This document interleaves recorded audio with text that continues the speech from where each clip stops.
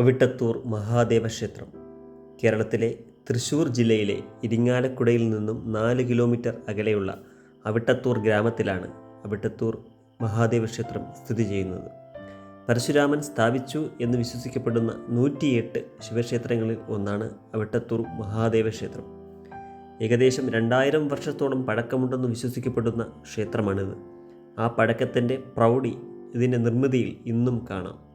അഗസ്ത്യപുത്തൂർ എന്നും ആവടിപ്പുത്തൂർ എന്നും പ്രാചീന കൃതികളിലും മറ്റും ഈ പ്രദേശത്തെ വിശേഷിക്കുന്നുണ്ട്.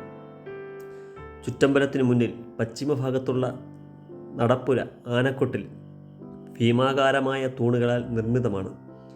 കേന്ദ്ര പുരാവസ്തു വകുപ്പ് സംരക്ഷിത സ്മാരകമായി പ്രഖ്യാപിച്ചിട്ടുള്ള ക്ഷേത്രമാണിത്. ഐതിഹ്യപ്രകാരം ക്ഷേത്ര വിഗ്രഹ പ്രതിഷ്ഠ നടത്തിയത് പരശുരാമനാണെന്നും പിന്നീട് അഗസ്ത്യമുനിയാണ് ക്ഷേത്ര നിർമ്മാണത്തിനും പൂജാതി കർമ്മങ്ങൾക്കും നേതൃത്വം നൽകിയതെന്നും പറയപ്പെടുന്നു. അഗസ്ത്യപുത്തൂർ ലോപിച്ചാണ് അവിട്ടത്തൂർ ആയതത്രേ. അഗസ്ത്യമുനിയുമായി ഇഴചേർന്നു നിൽക്കുന്ന ബന്ധമാണ് ക്ഷേത്രത്തിനുള്ളത്. ക്ഷേത്രത്തിനു സമീപം അഗസ്ത്യമുനി തപസ് ചെയ്ത സ്ഥലവും അഗസ്ത്യമുനിയുടെ പ്രതിഷ്ഠയും കാണാം. കിരാതമൂർത്തിയായ ഭഗവാൻ ശിവൻ അർജുനൻ്റെ പ്രാർത്ഥന പ്രകാരം അനുഗ്രഹം നൽകുന്നതാണ് ഇവിടുത്തെ പ്രതിഷ്ഠാസങ്കല്പം. അതുകൊണ്ട് തന്നെ പ്രഭാതത്തിൽ കിരാതമൂർത്തിയായും മധ്യാഹ്നത്തിൽ ദക്ഷിണാമൂർത്തിയായും സായങ്കാലത്ത് പാർവതീ സമേതനായ ശിവനെയും ആണ് ഇവിടെ ആരാധിക്കുന്നത്. പശ്ചിമഭാഗത്തേക്കാണ് ക്ഷേത്രത്തിൻ്റെ എടുപ്പ്, ഭഗവാന്റെ ദർശനവും.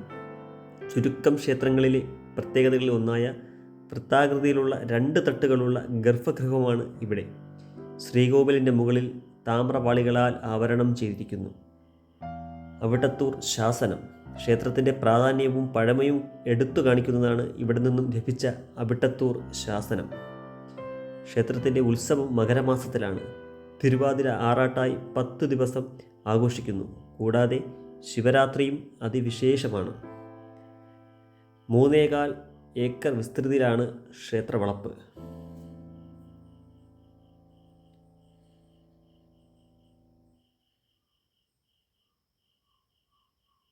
കൂടാതെ ഈ ക്ഷേത്രത്തിൻ്റെ കിഴക്കേ നടയിൽ നിന്നും 300 മീറ്ററോളം സഞ്ചരിച്ചാൽ ഒരു മനോഹരമായ ശ്രീകൃഷ്ണ ക്ഷേത്രവും ഇവിടെ നമുക്ക് കാണാൻ കഴിയും.